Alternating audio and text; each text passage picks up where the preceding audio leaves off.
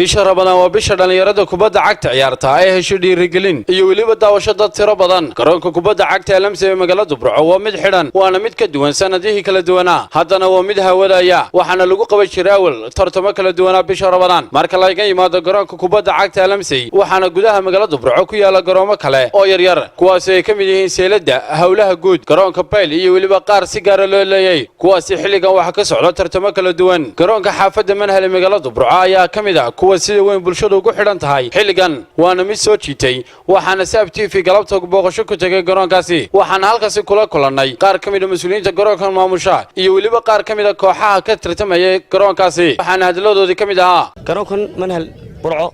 waa garoonka kaliya maanta uu ka socdo tartanka Ramadaan bisha barakeysan ee Ramadaan waxa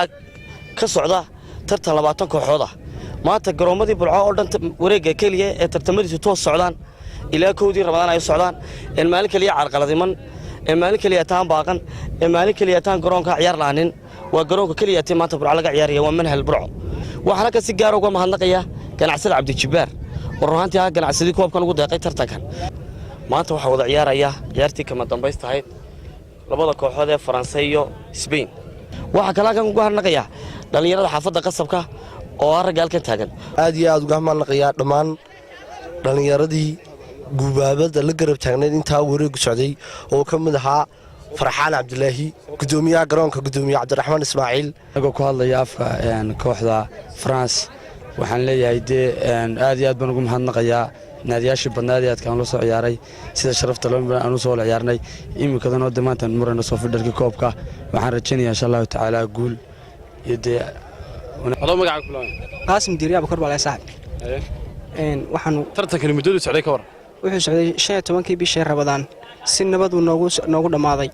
alxamdulillah rabbil caalamiin maanta wanaga koobkii ciyaarayna